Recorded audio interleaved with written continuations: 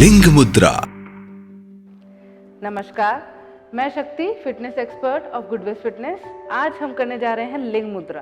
तो चलिए देखते हैं लिंग मुद्रा किस तरह से की जाती है, उसकी क्या क्या सावधानियां हैं और उसके क्या लाभ हैं। तो चलिए शुरू करते हैं। तो सबसे पहले लिंग मुद्रा में आपको दोनों हाथों को नीज पर इस तरह से रखना है। सावधान, एकदम बैक को और नेक को एकदम स्ट्रेट रखना है। श्वास एकदम नॉर्मल, शोल्डर्स रिलैक्स। उसके बाद अपनी फिंगर्स को इस तरह से लॉक करना है। अपनी फिंगर्स को आपने लॉक किया इस तरह से, और ये राइट हैंड का या लेफ्ट हैंड का, आप किसी भी अंगूठे से शुरू कर सकते हैं। तो मैं कर रही हूँ राइट हैंड का अंगूठा अंदर की ओर रखना है।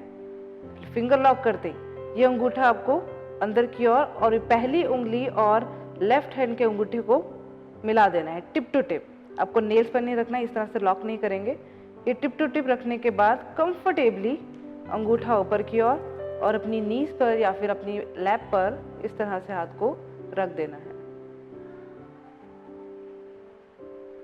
श्वास पर पूरा ध्यान रखना है। ये मुद्रा आप 5 से 10 मिनट भी कर सकते हैं।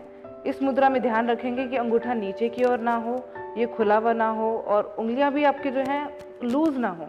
आपको पूरा इंटरलॉक करना है, उसके बाद ही इस मुद्रा को प्रॉपर, ये पाम भी आपकी इस तरह से मिल जाएगी, फिर इस मुद्रा को करना है आपको। और बिल्कुल ध्यान से इसी मुद्रा को फिर दूसरी साइड से करना है। तो फिंगर्स को चेंज, दूसरा अंगूठा आपका ऊपर और ये लॉक, फिंगर लॉक हो जाएगी आपकी और ये अंगूठा ऊपर।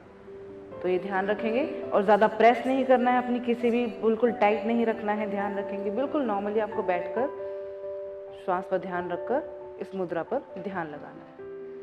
लिंग मुद्रा की क्या क्या लाभ हैं ये जान लेते हैं। यह मुद्रा सबसे पहले तो सर्दियों में की जाती है। अगर आपको किसी तरह की ठंड है या किसी आप ठंडे प्रदेश में हैं तो वहाँ पर यह मुद्रा आप अच्छे से कर सकते हैं। इस मुद्रा से शरीर में हीट प्रोड्यूस होती है, मेटाबॉलिज्म बढ़ता है और जो आपका वेट है वो काफ़ी लॉस होता है। अगर आप ये मुद्रा गर्मियों में भी करते हैं तो थोड़े टाइम के लिए कीजिए, ज़्यादा टाइम के लिए नहीं करना है आपको। तो जिन लोगों को ठंड बहुत ज़्यादा लगती है, कपकपाहट होती है, मुद्रा से बहुत ज़्यादा अच्छा बेनिफिट है, उनको ठंड लगना बंद हो जाएगी। इसे करने से सर्दी से होने वाले बुखार में भी रिलीफ मिलता है। अगर आपको बुखार हो गया, सर्दी का जुकाम हो गया, कोल्ड हो गया, कफ हो गया है, तो ये जो मुद्रा है बहुत अच्छी है। इसको उसी टाइम आप करेंगे, उसी टाइम रिजल्ट आपको मिलेगा। इस मुद्रा से हमारे रेस्पिरेटरी सिस्टम को भी मजबूती मिलती है। श्वास से जुड़ी तकलीफें जैसे कि आपको अस्थमा है, ब्रोंकाइटिस है, टीबी है, ये सारी बीमारियों को ये मुद्रा जो है ठीक करती है। इस मुद्रा से लंग्स भी, आपके लंग्स की जो कैपेसिटी है वो काफ़ी स्ट्रांग हो जाती है। जो लोग दिन भर एसी में रहते हैं, एसी रूम में बैठे रहते हैं, बाहर नहीं निकलते हैं, उनके लिए भी यह मुद्रा बहुत ही ज़्यादा अच्छी है। अगर टली हुई नाप मतलब आपकी धड़न गिर जाती है तो उसमें भी ये मुद्रा बहुत ही बेनिफिशियल। आप इस मुद्रा को ज़रूर कीजिए और उसके बाद नाप के भी आसन कीजिए। अपर बॉडी के लिए बर्निंग सेंसेशन होती है आपकी चेस्ट में, उससे रिलीफ मिलता है आपको। इस मुद्रा से पीरियड से रिलेटेड प्रॉब्लम भी आपकी काफ़ी ठीक होती है। इम्बैलेंस पीरियड्स हैं गर्ल्स को, तो ये मुद्रा काफ़ी अच्छी रहती है। तो चलिए इसकी सावधानियां क्या हैं। मुद्रा आपको एम्प्टी स्टमक करनी है। आसन या मुद्रा हम एम्प्टी स्टमक ही करते हैं। तो एसिडिटी, फीवर या स्टमक अल्सर है उसमें ये मुद्रा आपको अवॉइड करनी है।